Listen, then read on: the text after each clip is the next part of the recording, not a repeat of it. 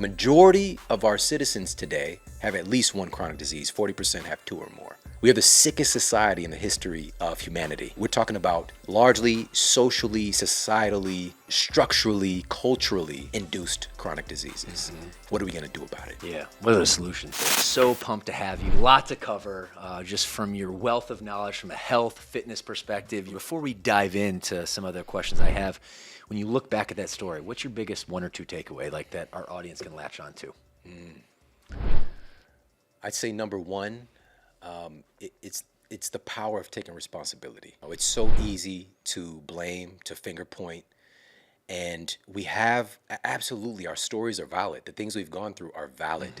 You know, we go through some pretty messed up situations as human beings, and you know, my story is one of those. You know, I grew up in poverty, but I even say that with hesitation because in the United States, poverty can still mean, you know, you got a TV.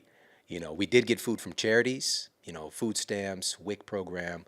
My mother worked overnight at a convenience store, ended up attempted robbery. She was stabbed multiple times. You know, it's just, again, a very volatile environment that I grew up in. A lot of violence, you know, going outside to play. Honestly, I mean, there's a risk. It wasn't a big risk, but there's a risk that I could be shot. You know, a drive-by shooting. There's multiple shootings at the neighborhood basketball court that we play ball at during the year. But it's like, it wasn't a regular thing, but it happened. And there's a part of your brain that's always on alert, right?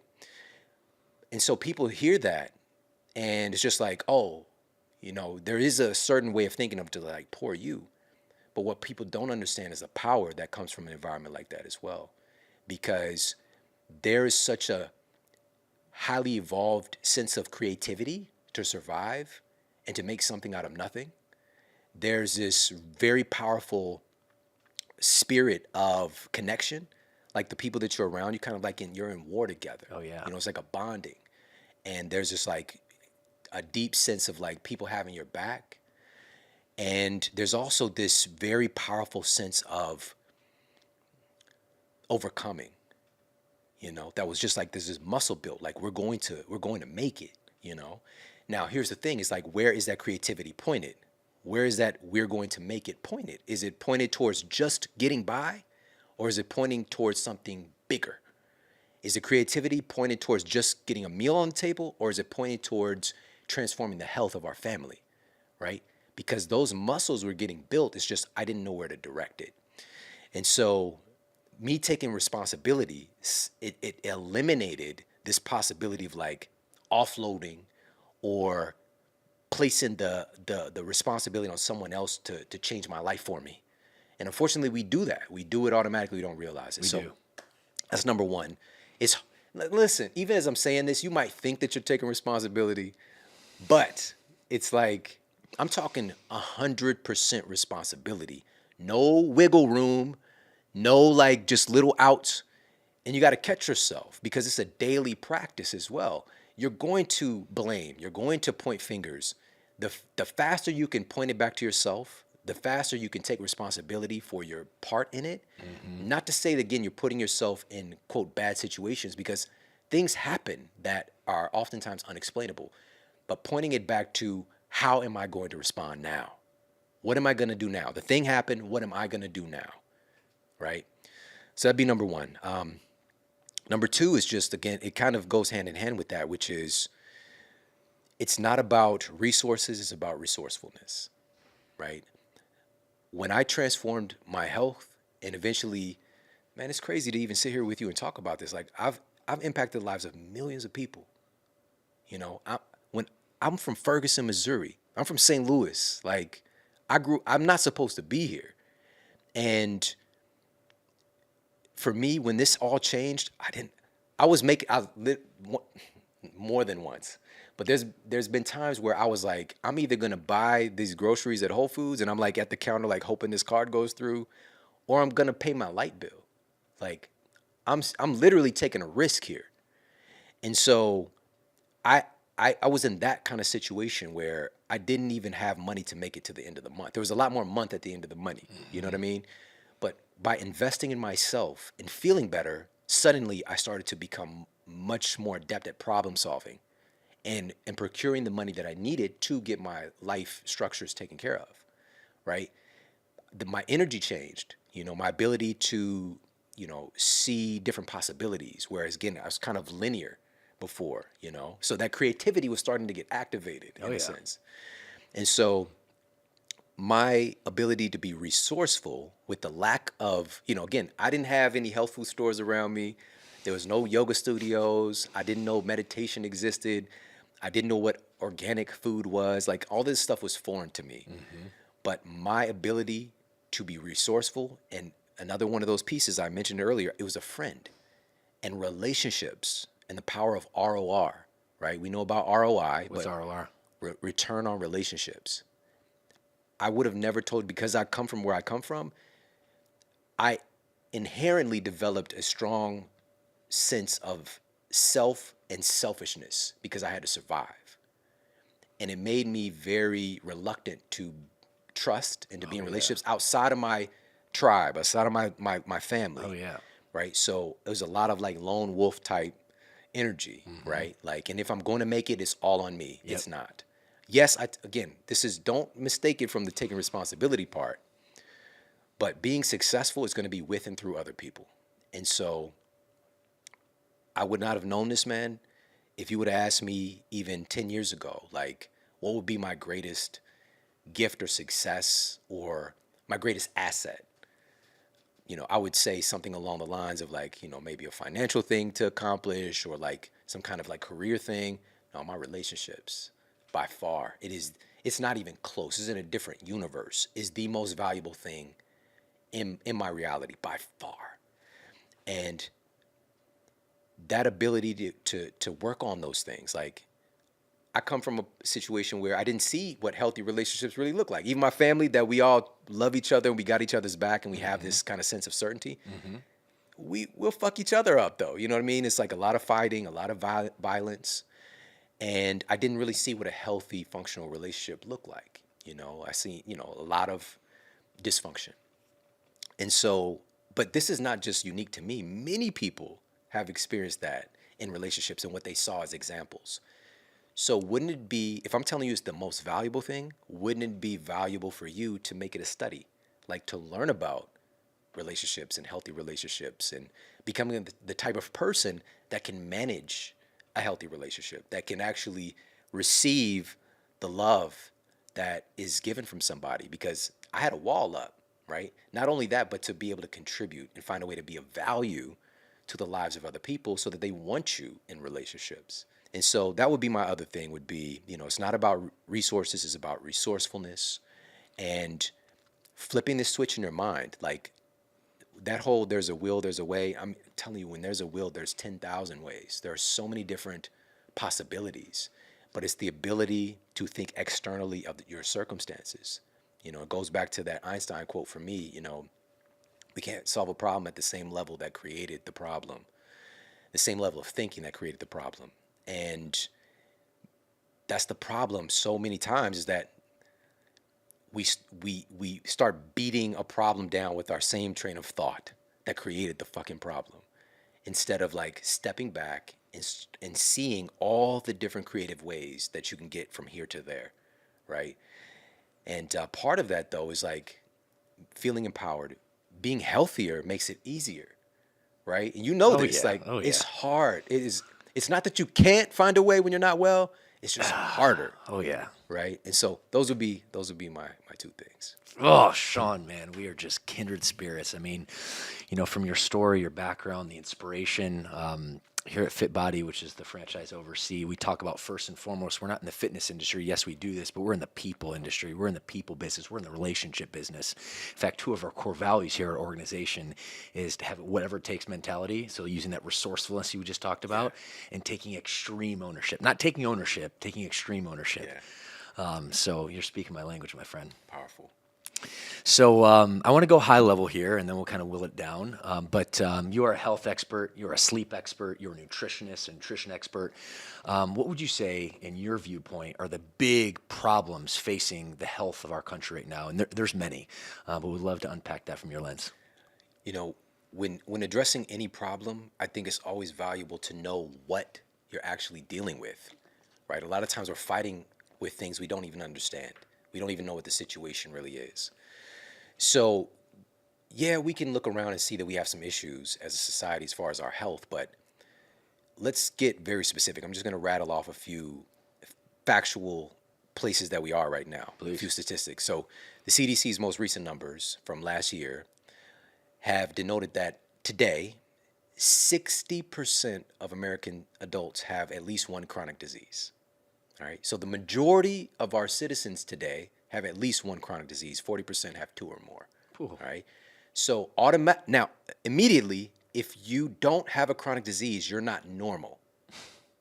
Do you understand where we're going with this? This is wild. Okay. So that's number one.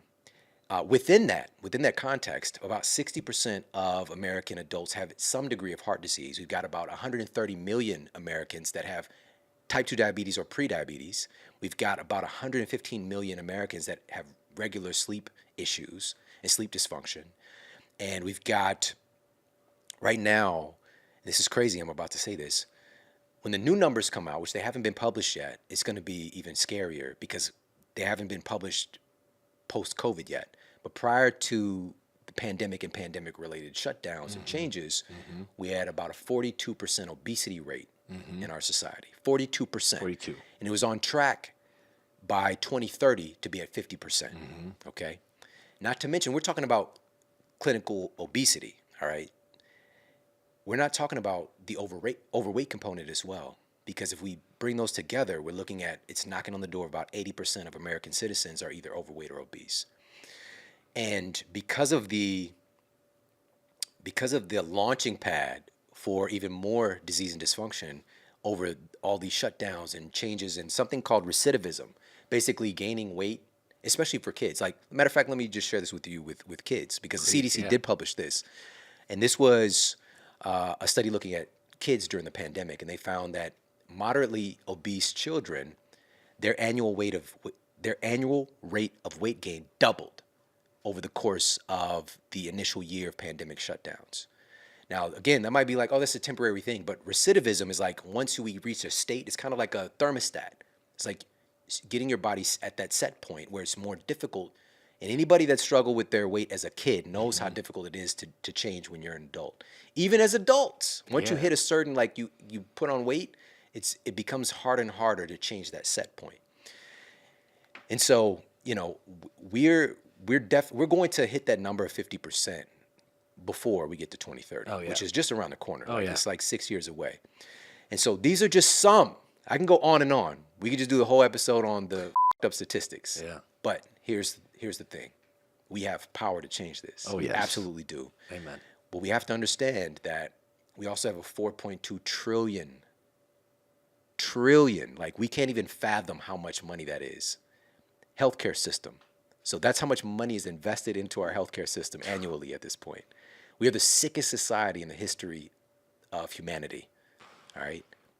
Chronic disease, specifically. All right. We're talking about largely socially, societally, structurally, culturally induced chronic diseases.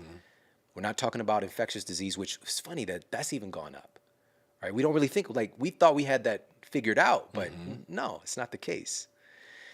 And so with this being said, this is a situation that we're dealing with that healthcare model that we have. It's profiting off of sickness. And there are, again, trillions of dollars. Our healthcare system and the amount that's invested, like, this is knocking on the door of about 20% of our gross domestic product. Like, it's a big part of our economy. If you want to bet on something, a safe bet in our society today, bet on sickness. That's how fucked up it is. All right. Now, with that said, what are we going to do about it? Yeah. What are the solutions here?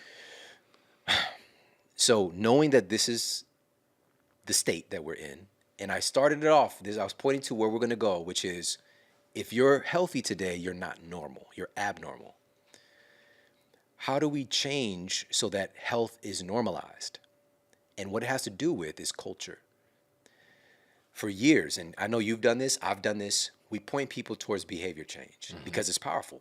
You know, changing a behavior, changing a habit can change somebody's life. Totally. Now, the other side of that, unfortunately, is that pointing someone towards a habit change in an environment that is reaffirming a poor habit is almost like using a drug to treat a symptom, right? It can mask a symptom, but if you're not addressing the root cause, the behavior can come roaring back, or the symptom can come roaring back, or manifest in a different way, right? And so at its core, and really what this new project is about, is because I finally did something that, and again, the data was crazy. I couldn't believe that nobody was talking about this. Social science and how our relationships, how our environment, how our culture is the key controller of our choices. Because as we sit here, we think that we're making the choice on what we're eating, right? And now we do have more options. You and I, we're aware of all the different options. But just for example, a culture in Maui, right? They eat certain things because it's a part of the culture. Right. A culture in Nairobi, they eat certain things because it's a part of the culture. A culture in Hong Kong, they eat certain things. A culture in London, they eat certain things historically because that's what's in the environment. We eat, we make choices based off of our culture. Our culture is like an invisible guidance system. It's like an invisible hand that's directing us towards choices and blinding us to other choices. All right. And to give an example of that, if we have a hunter-gatherer tribe, which we evolved from, but there are still a couple left on Earth today. But because of their culture, they are blocked from the awareness that Krispy Kremes are a thing, right? That they can just go to 7-Eleven and throw a spear through a hot dog, you know what I mean? Rather than, right? So it's like their culture blocks them from the awareness that that's a thing. Now, not to say that, you know, modern civilization folks are not dropping in and giving some T-shirts and some Twinkies and shit like that. I'm not saying, don't make this a black and white thing, but truly a hunter-gatherer living in their environment, they are blocked from the awareness that ultra-processed foods are something that humans eat, okay? And in their culture, it's imbued into the culture that if you don't move, you die. Movement is required in order to procure your food, right? So movement is tied to life or death. In our culture, movement is optional as fuck. Yeah. Right? Especially today. At best, man. Holy smokes. And it's again, it's like allowing for a place where, like, yeah, this is great. We've got technology, we've got DoorDash, we've got, you know, all these innovations, but a lot of our innovations as humans in recent history have taken away activity. They've reduced over and over and over again our need for movement. And so what happens is, if we're not supplementing or fortifying that somewhere else, this is where the whole fitness movement came from, is because we're doing so much less just to survive. And so we try to simulate it here, doing this other thing. This is where we start to get into this strange paradox that we're experiencing today, which is we are the most advanced society. You know, I know some people like arguably, but to grace this planet. Yeah. And at the same time, ironically, we're the sickest society at the same time. Mind blows. It's a paradox. Yeah. And some people will be like, well, and this is what I believed. Well, we're living longer now, right? I've got some news for you. Just in about the last 20 years, that has reversed. Really?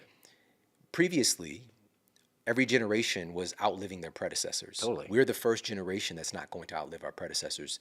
This advance in our lifespan has now reversed and it's going backwards. All right, and a lot of people aren't aware of that yet.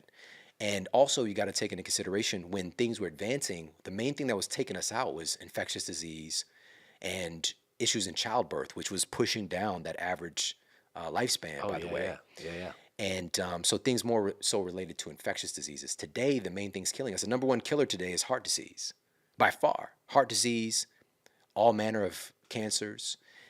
And just one of them, by the way, endometrial cancer. There's a 7 times higher incidence. 7, not 2 times, not 3, 7 times higher incidence of someone developing endometrial cancer if they're obese. I'm not familiar. What is that? This cancer of the uterus, right? And so, you know, again, if we start looking at what are the conditions that are creating these epidemics, multiple epidemics of chronic diseases, diabetes has just skyrocketed in recent years. There's a paper published in the New England Journal of Medicine, one of our most prestigious journals, And the title of the paper was effectively 200 Years of Diabetes. And they looked back over, the last couple of 100 years and looking at the diabetes prevalence. And only in the last 40 years, it's just in the last 40 years, diabetes has almost quadrupled in our society. All right, type 2 diabetes, we're talking about wild, specifically. Shawn, that is wild.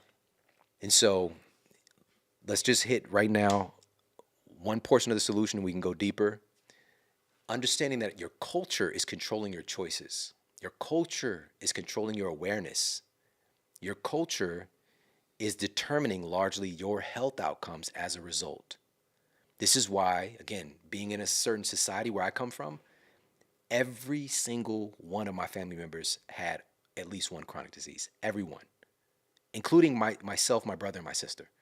My little brother, he's hospitalized with asthma multiple times a year. Really? Terrible asthma. My sister, terrible eczema. Myself, arthritis as a kid. Like my bones and my spine are breaking down. Not to mention asthma, hospitalized, had my inhalers as well. My mother, obesity, diabetes, eventually cancer. My stepfather, just again, on and on. Losing so many family members, right? It's just normalized in my environment. But guess what? I broke out of that. I broke that pattern. And how I did it was I changed the culture. I made it so that healthy options were easily accessible, because when I made the decision to get well, they were not easily accessible. But I didn't let that story stop me. I started making it easier to access things that fortify my health. And that had to do with the people that I was around. Funny enough, when I started to feel better, I started to change my relationships. And it wasn't conscious. It's just like, this is a mismatch energetically, like, Like And frequency, vibration, right? And that's a real thing. Like, Yeah, you don't even get me started. Like for years, I've been contributing to a place called Heart Math Institute. And so we can read, fields that are broadcast from the human heart, the brain. And we know this, like even the electrical output of the human heart. We see that on heart monitor. You see it on the movie, right? Yeah. And but there's an energy field that's emitted from the human heart. It's called a tube torus, and it's multiple feet from your body. And these fields, literally, because we're kind of, I'm not gonna say we're ignorant, but the way that we're designed as a human, we see a certain spectrum of light. Other animals see different spectrums of light, right? And so because we see a certain way, we don't understand that there's a lot more to this story, And now we have these new fields emerging. Well, recently, really becoming popularized of like quantum mechanics and things of the like. But there's so much about our reality that we don't understand, but we act like we know. That's the problem. And so so even that energy exchange, and I'll just share a study real quick. There were some researchers at Yale who put two people. I mean, they were strangers, but they allowed them to create rapport. Maybe like 5-10 minutes of small talk, and they had them strapped to brain monitors so they could see their brain waves and their frequencies. And they found that even within 10 minutes, their brain started to sync up the way that their brain frequencies and patterns of brain waves, right? So shifting, beta and delta and all this stuff. Basically, their brains start to match, all right? And this is what we do, but it's unseen. We sync up with other people.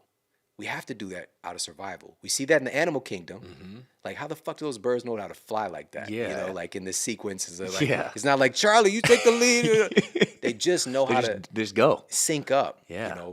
Bees and like the list goes on and on. We do that too. And so the people around me also moving from, okay, I've got this one kind of high leverage thing. Like you always can find a high leverage spot. Right? It's like Archimedes, right? Having that lever, right? And so for me, it was the university gym. That was my highest leverage. And I used the shit out of it, right? Because again, in my environment, it was just a 15-minute drive to get to the university, by the way. But in my environment, there were no gyms.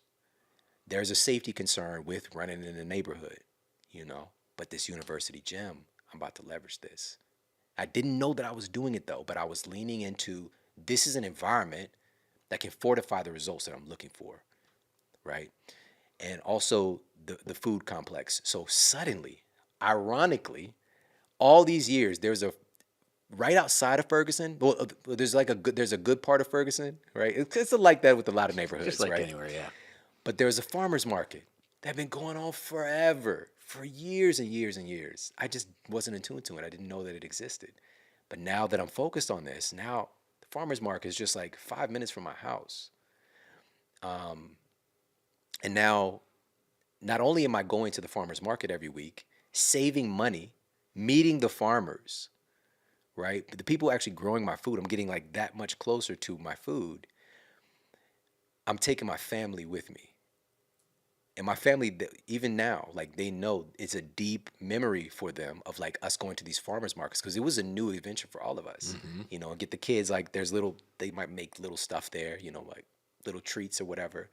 And we're getting these foods and they're talking to the farmers and, it's just like, it was a family culture shift by us doing these things together, right? And so the mission now for everybody is to understand that you have agency,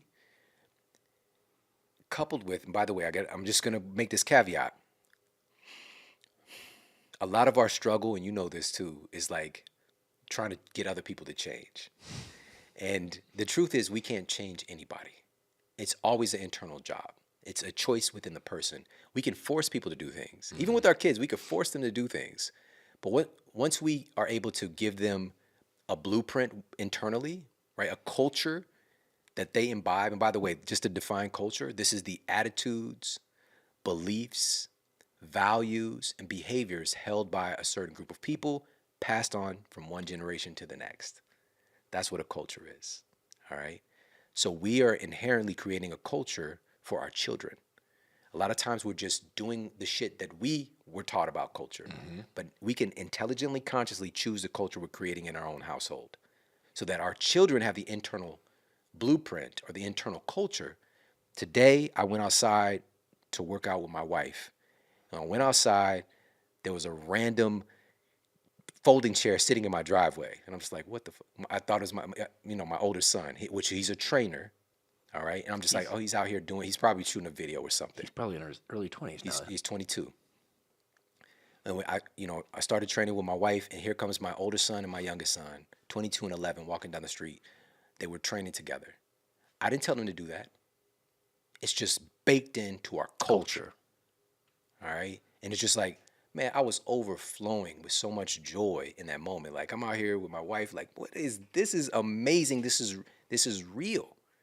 And everybody is, because the trick with the two of them, by the way, because you have different personalities in the family, right? Is finding the love and the value that each person would have for the thing, that connective tissue, right? So, caveat, we can't force people to change, but what we can do is take more control of our own culture within our household. And that's what the mission is. Because rather than me because that was my story before, my kids are going to be out here in this world that is against them in a sense, as far as their health. It's just feeding them constantly all these disempowering messages and unhealthy things. Culture. Yeah. That's the culture that we're existing in. Yeah. But we can create a microculture. And now the coolest thing, and that I realized when I went on a trip recently, we left stateside, I realized something so remarkable, all in the midst of this new project, the Smarter Family Cookbook. When we go to another culture, we take our culture with us. We take our culture with us. So even when I went to this place, other people, other families, other people who make decisions were coming up to us and asking about our family and what we're doing. To act the way that we act, to look the way that we do, to exude the energy that we have. You take your culture with you. And so that's how we change our society. That's how we change our community. You start with you. You start with the culture in your household. And that's what this new project is all about, the blueprint on how to do that. And from there, you become the model. You become an example. When people see you, they see what's possible. That's the one thing that I didn't have that would have made everything exponentially easier. But I had to create it myself. And eventually I find out all over the world, there's these other people that are experiencing the same thing, having these revelations that I'm having. You know, my really good friend Bedros, man, I give thanks for Bedros all the time. Dude, he's such a great dude, man. You know, and just like being able to align and to unify, it's just like an attractor. You know, we just became like magnets for other people in our guild, you know, and it's just like, it's so exciting. It's as exciting as time to be alive, but at the same time, we need to know what to do. We need to know actually how do we go about shifting the culture in my household. But culture is the key.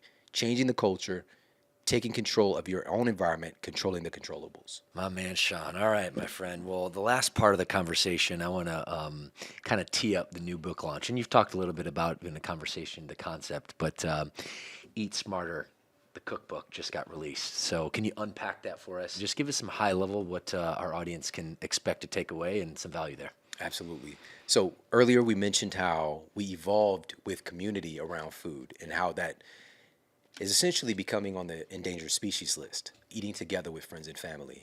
According to researchers at Harvard, only about 30% of American families eat together on a regular basis. And we're devolving, we're moving away from a thing that has this protective capacity that, again, I was shocked to find. I'll just share a couple of these statistics with you. Please. So a different set of researchers at Harvard University was tracking family eating behavior for years. When I found this research, which I've got several colleagues at Harvard, I was shocked. Like, I'm like, why isn't this everywhere, talked about all the time?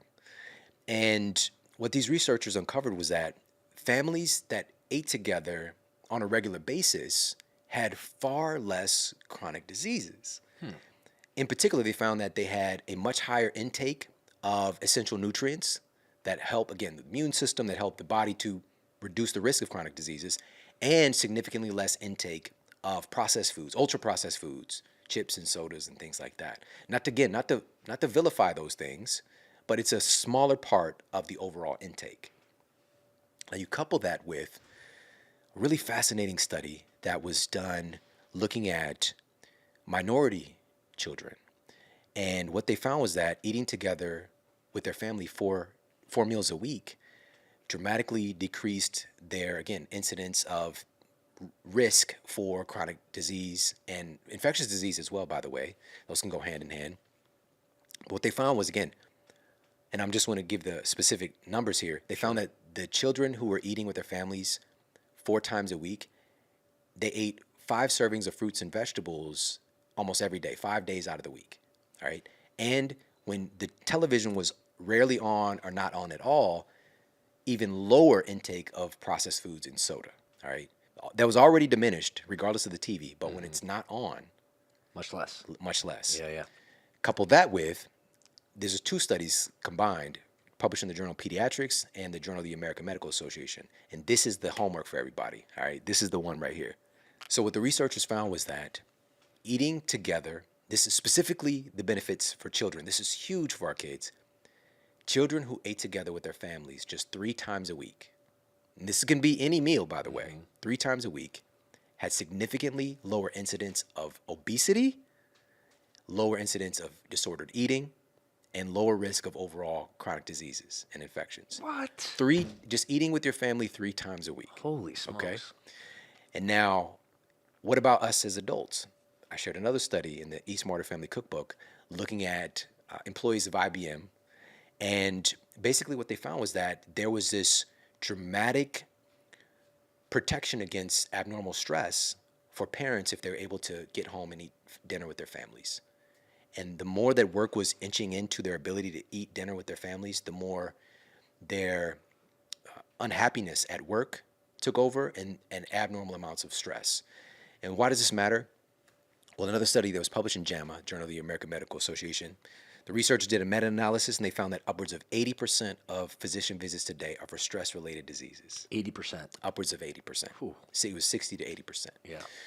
And so stress is a huge component because your thoughts create chemistry in your body. It's a very powerful pharmacy and altering your system, whether it's hormones, neurotransmitters, cell function, the function of your mitochondria can shift instantaneously based on your perception of stress. All right, it's power. Like that's a whole other conversation for another day, but it's intertwined into the book. So, with that said, 3 meals a week. This could be family dinner on Tuesday and Thursday and brunch on Sunday, right?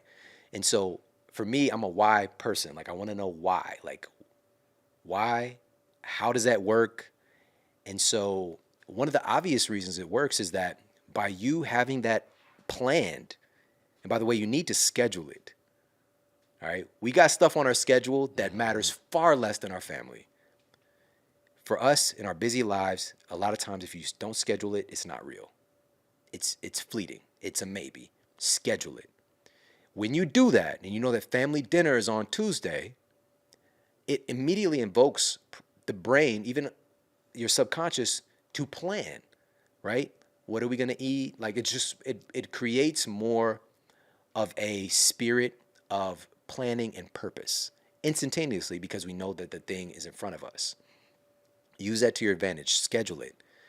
And that's part of, like, so what are we eating? Even if it's a shared meal, like a DoorDash, or you pick up something, once it becomes ingrained in your culture, and it is a day where everything just kind of goes off the rails, and you've got to order something or pick something up, we still sit down and eat together, right? So again, it's creating a new family culture of eating meals together more frequently. It's protective for your children. Another reason why is that there is like some powerful psychology that's in the midst at a dinner table, okay? A dinner table is a unifier, all right? Now, of course, there could be drama at the dinner table. I don't know if anybody's ever seen Yellowstone, but Beth is a problem at the dinner table, okay? She's never going to finish a meal. So some families might have characters like that. But what I'm pointing you to, and this is also, I address this in the book, being a parent, and this is the thing, because we point fingers, all those years when I was doing clinical work, the number one reason that people gave, men and women coming in to see me for not achieving the goals that they wanted to achieve was their family. Yeah, so you got this thing is like, well, it's just like my kids won't, my husband won't, my mom won't. You don't understand, right? And there's pointing fingers at their family. They're the big obstacles. And the reality is this: you know your family better than anyone. But because we just want them to do the we want them to do, we don't have to tell them, or we don't want to have to cater things to them, unless it's their birthday or something like that.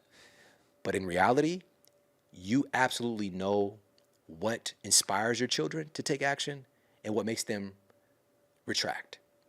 You know what excites them and you know what de-excites them. Use that to your advantage. Use that as an intentional, loving parent and start to put in place strategies to get through to your children and the people that are around you, your loved ones. My wife, I'm Pinocchio to her. Like, she knows how if she wants to. Sometimes she doesn't want to. Yep. And that's when we'll have conflicts. But she knows what will get me to be very influenced. You know what I'm saying? And I know the same thing for her. Sure. And sometimes we just don't feel like we have the emotional reserve to go out of our way. This goes back to even the love languages, right? The 5 love languages. And by the way, Gary Chapman's work is in the Eat Smarter Family Cookbook, because those different love languages, basically we give and receive love differently, but all of us have all of them, right? So maybe, for example, with myself and my wife, maybe my love language is words of affirmation, right? That really makes me feel like she loves me, right? For her, it could be acts of service. Acts of service. Right? Yep. And so, but if I'm just telling her how amazing she is and beautiful, I wrote her this beautiful poetry, it's like, oh, that's cool. Falling deaf ears, bud. Right? Yeah. But then it's just like, oh, Yeah. she doesn't see me or love me but the reality is, with those 5 love languages, food fits into all those things perfectly. All right. So, for example, with acts of service, oh my goodness, when my wife had our youngest son, and my mother-in-law brought over food, she's from Kenya, so she made traditional Kenyan food, chapati and dengu and chele, sukuma wiki, right? So all these things I didn't know what was, and basically I just said rice and beans and greens and some chapati and some ground beef or whatever the case might be, right? Yep, So yep. she brought over food. Is that act of service for her? She's not coming over telling her daughter she loves her. That hasn't been in her her family history. Like, me doing this for you, I love the shit out I of you. love you. Yeah. Right? Yep. And it's just like, man, it fills my mother-in-law up so much to cook for us and to provide that service. And for her, words of affirmation, right? So speaking that back to her just fills that pot, fills it up. And, physical touch. Nothing touches us closer than the food that we eat. It's literally we're taking something from the environment, putting it in your body, Yeah. and it becomes a part of you. Totally. That's so powerful. Totally. And I can go on and on with those connections, but it's interwoven in the book because I knew this intimately, and I saw it in clinical practice, but also just in working with all of these experts in their respective fields.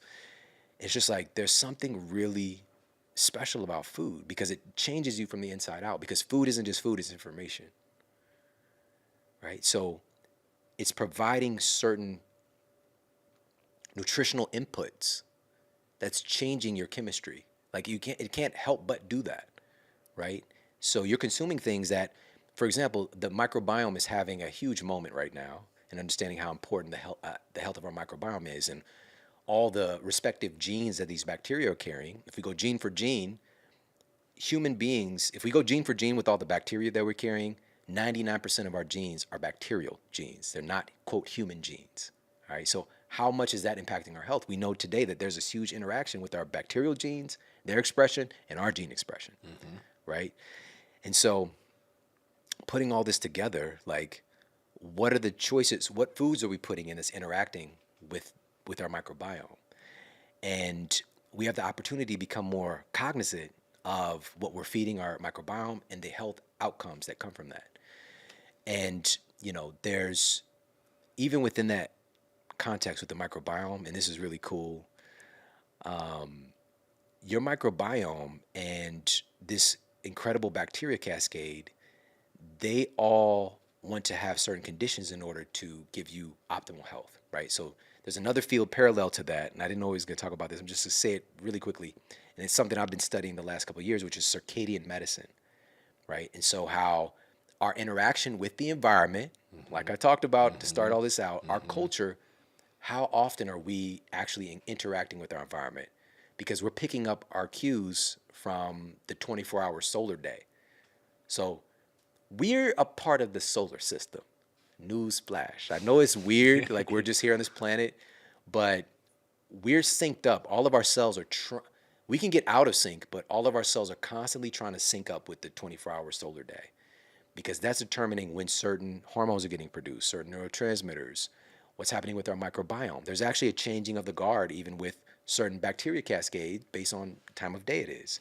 And you could throw that off, jumping a bunch of time zones and not getting your body kind of synced up with the new place that you're at.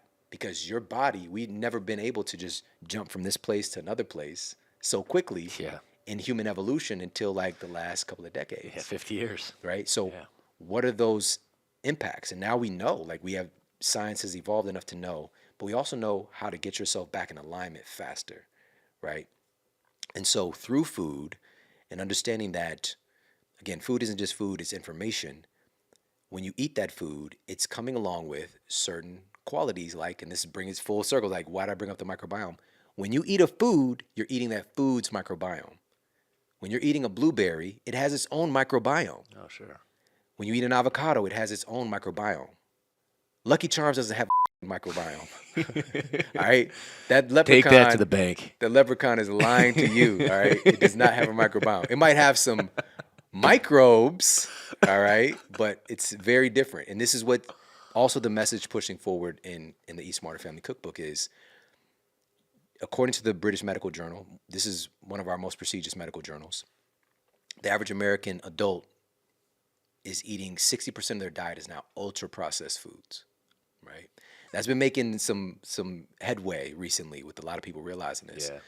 But what they don't know, and Eat Smarter Family Cookbook is the first book published that has this new data, because when I wrote the book, it had just been published. This was published in JAMA, the Journal of the American Medical Association. They looked at the food intake of our children aged 2 to 19, children and adolescents, tracked it for 20 years. In 1999, the average American child was eating 61% of their diet was ultra-processed foods. Fast forward to 2018, I'm scared. 67% of our children, our average child's diet here in the United States is ultra-processed foods. What are we doing to our kids? And just so everybody's clear, ultra-processed food is, again, Lucky Charms. Lucky Charms, a leprechaun, baby. Right? So it was corn at some point, some of the ingredients, but it's so denatured.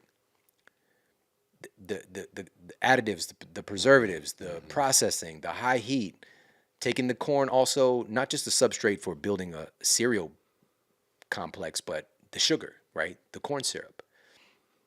It's so denatured that if you presented Lucky Charms to that hunter-gatherer tribe, they have no clue, no idea whatsoever. They couldn't possibly know where it came from. Most people, no, we don't know where it comes from. Yeah, we don't right? even know. And so, versus humans have been processing food for thousands of years. Like, this is what has helped us to develop this highly evolved brain that we have. And because we could take something like tomatoes and, process it, minimally processing, adding some spices, some other different foods, and making something like a pasta sauce.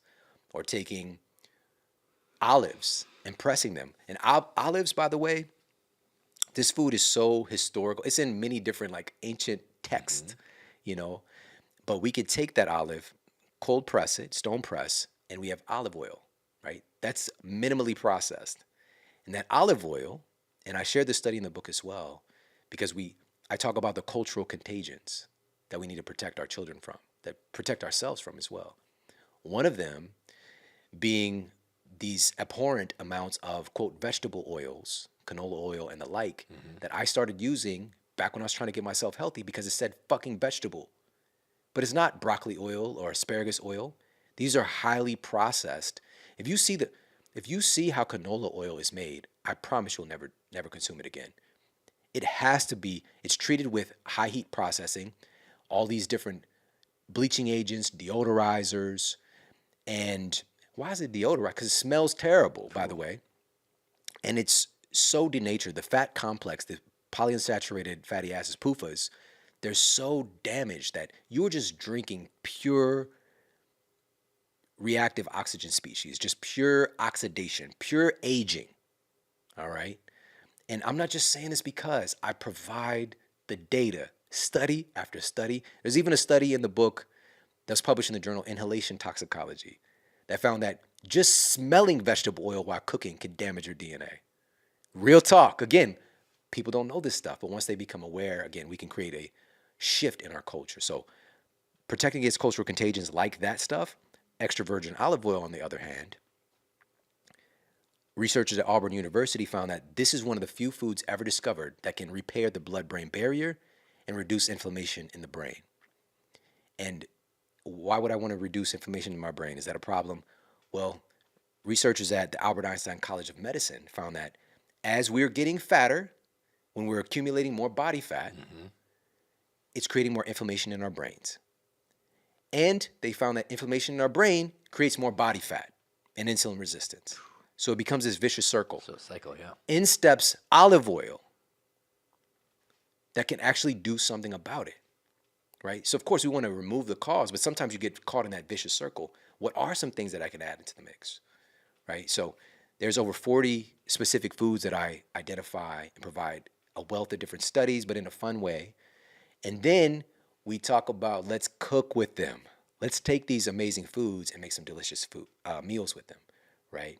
So if I talk about the benefits of a long utilized food like sweet potatoes, let's make pancakes with them, all right? So it's just like tuning into the joy of eating, the joy of food experiences, making great, wholesome recipes, having fun together, creating a new kitchen culture, and just, again, creating a new culture of health overall. Dude, man, freaking love it. In this short period of time, I mean, just a couple takeaways, Shawn, from you. I'm going to change the way I eat with my wife, my family, like turning off the TV, setting on my calendar. I do everything by my calendar, but you're right. Like even for me, it's like the last thing that I plan. So I got a ton of value from that. And I know our audience did too, so I appreciate that. All right, my friend, you've been so gracious. We got a little bit more time for the bonus round, and I think I was right. We're going to have you back on to digest Sleep Smarter at some point if you're up for it, because that's a lot of awesome content too. But from our bonus round, I mean, you've talked about your passion today, but if I can get hyper-focused, what would you say, Shawn, is your passion and why? And specifically, what do you want your legacy to be? This is it right now. You know, being somebody who's worked in the field of health and wellness for as long as I have, my bridge into it, what changed me personally was food. And so I made food everything, right? So that was for me the solution for everybody. I really felt it was a cause and cure, but it's so much bigger. We know that today. And that was what drove me to write Sleep Smarter.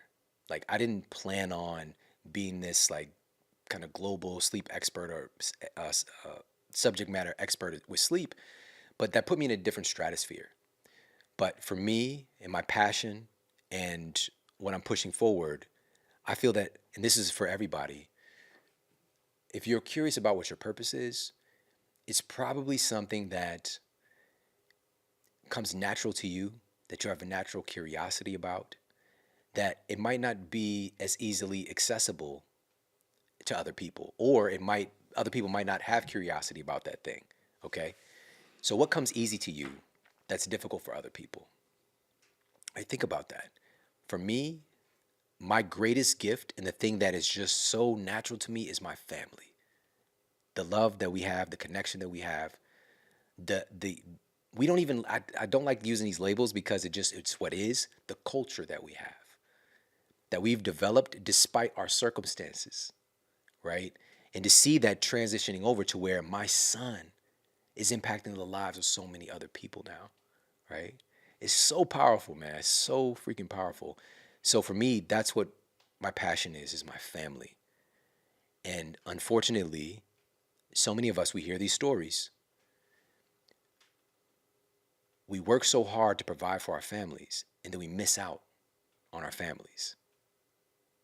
And I'm here to tell you that it's a both and world. It's just a shift in our priorities. It's just a shift in getting clear and honest. Like, is your family really the most important thing? And act like it. And so by exercising that muscle, and of course, this has not been easy, by the way, but figuring some things out along the way and being able to put that into a shareable resource now. And now what's different about this right here? It's not just me. Sleep Smarter was just me, out here on CNN and the Dr. Oz show and Fox and all these different things and traveling all over the place. Eat Smarter, same thing. With this, it's my family. Everywhere I go, they go. They're the model. They're the representation. They're demonstrating what's possible. And so, this is truly a family mission, and so that's what it is for me. Love that, man. Who is your biggest hero, and then who's your biggest enemy? Easy. My biggest hero is my mother-in-law. She's the person who really flipped this switch in my mind. I was working at the university gym. That's where I met my wife, and I wasn't like, I was just in my bag trying to help people, the whole thing. And I just saw her coming in, kind of dedicated, whatever. And she dropped her headphones one day. I picked it up. We started talking, that kind of thing. But I didn't know this until like literally maybe 3 or 4 years ago that she had her eyes on me. All right. So she was like, she told her friend, like, I want him to train me. She dropped her headphones then, huh? Right. And listen, it was the most awkward machine, that adductor machine, where the leg. Yeah. So it's just like, so I was very like, I tried to do it in a cool way, but meeting her, getting the package deal and having my mother-in-law and seeing the transformation that she created in her own life and how she was impacted. She's an occupational therapist, and she really leveraged because she saw that people in her field, she's got all these great therapists who want to help people, but a lot of times they're not getting well.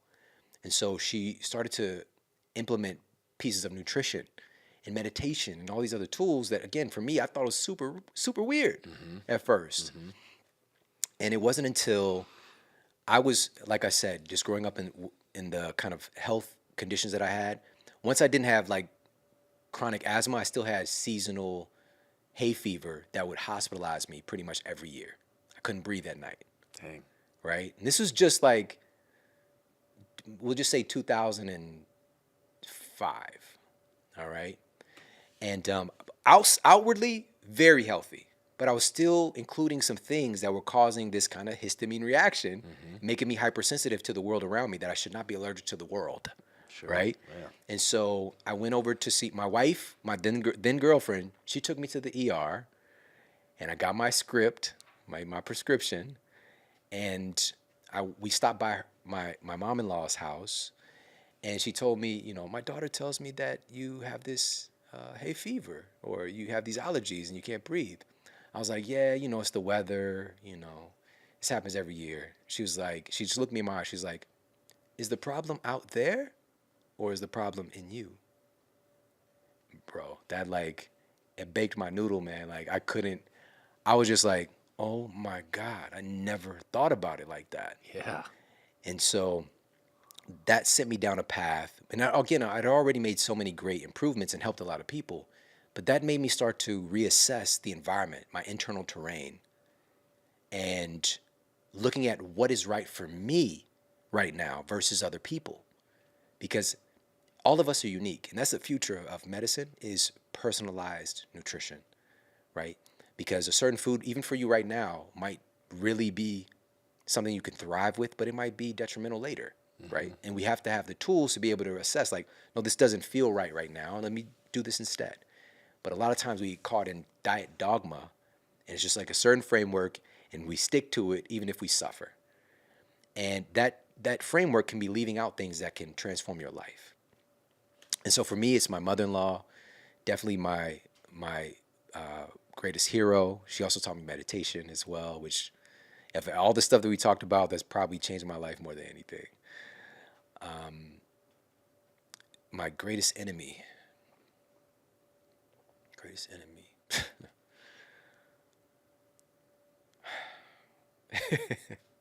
I don't know if I want to open this can of worms, but I mean, right now it's the pharmaceutical industry, the pharmaceutical model, and the processed food industry.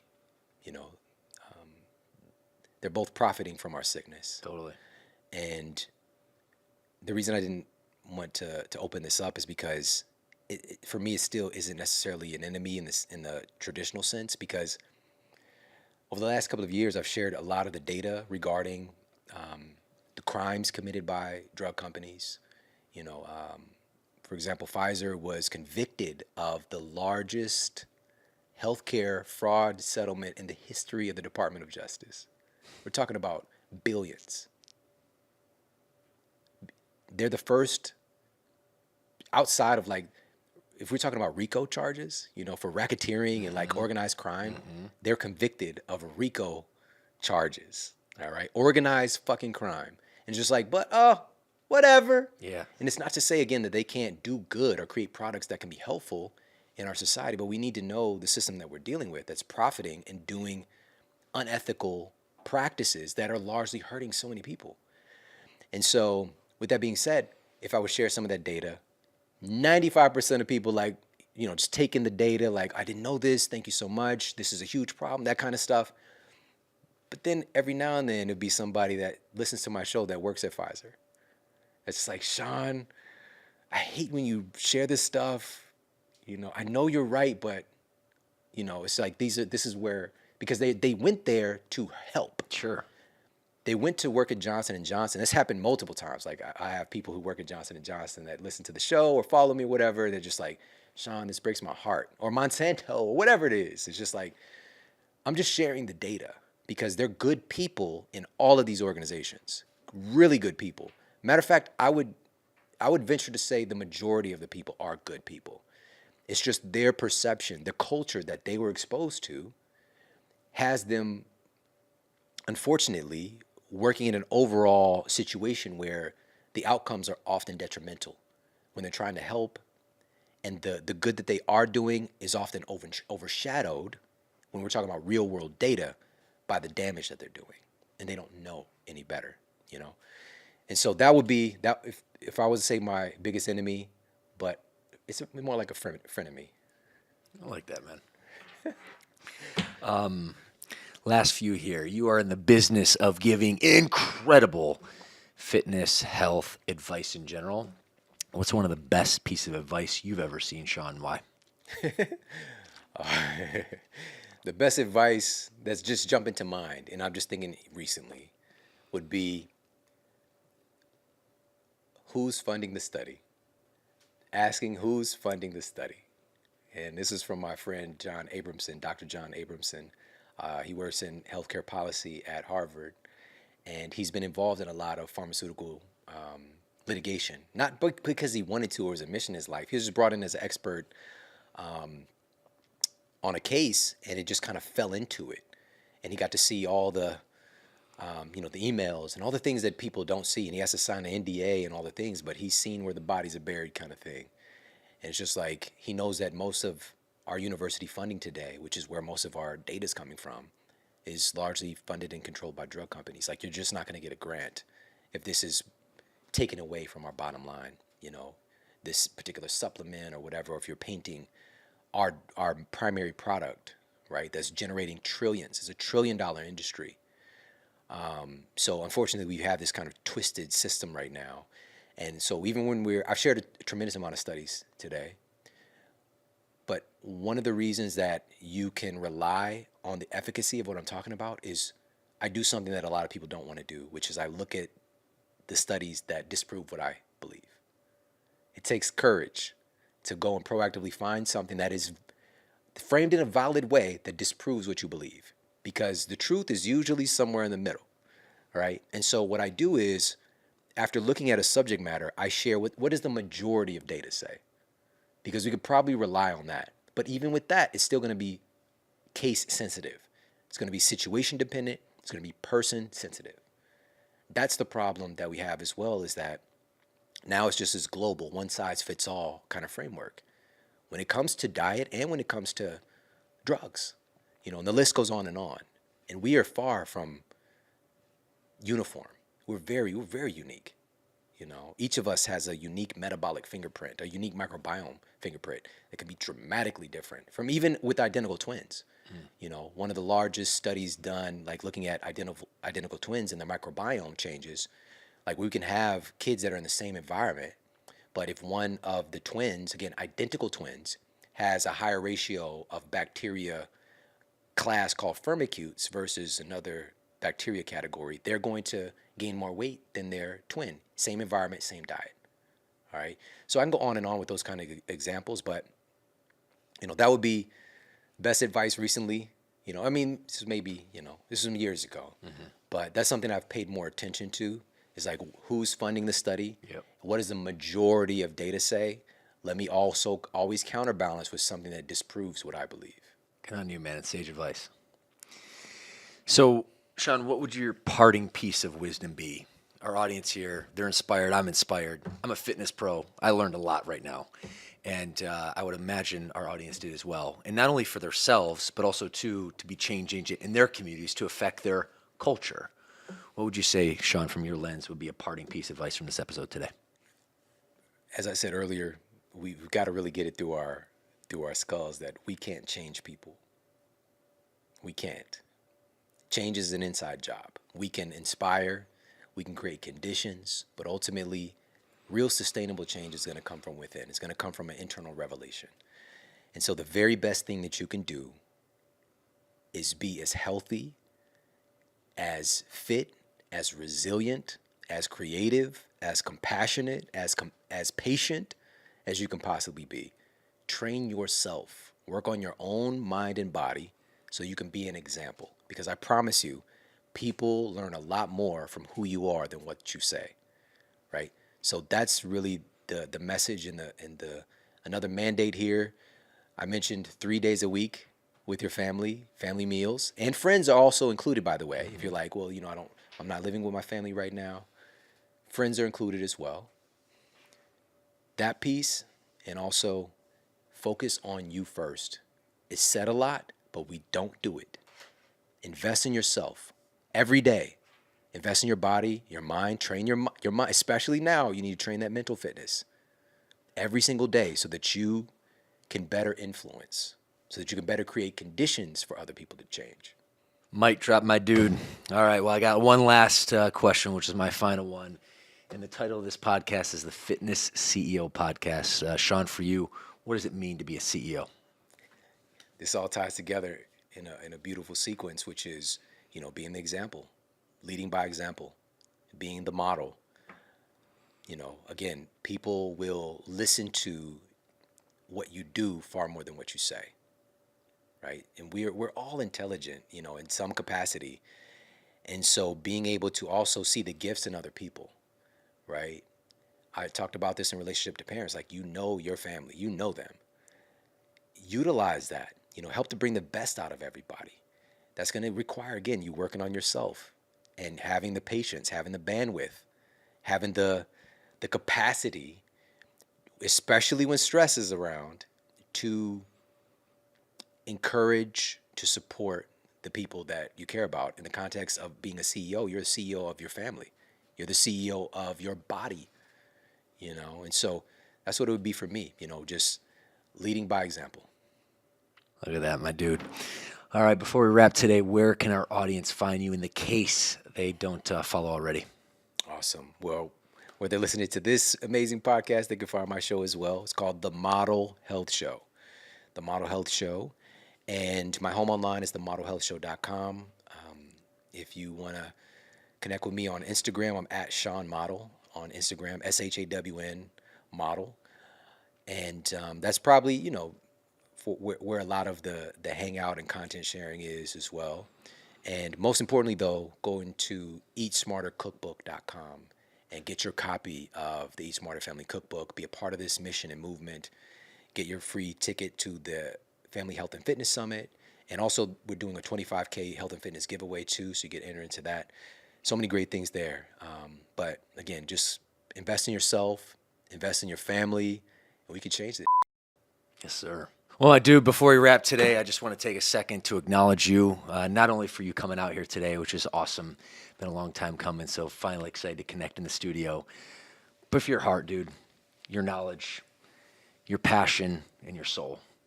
But most importantly, and I'll never forget this about you, man. Like I said earlier, my wife's been a big fan for quite some time, and we reconnected at Bedros' house and like Christmas party last December. And I was excited to reconnect with you and chit chat. And I was able to introduce my wife. And I just genuinely thought you'd chat with her for a few minutes.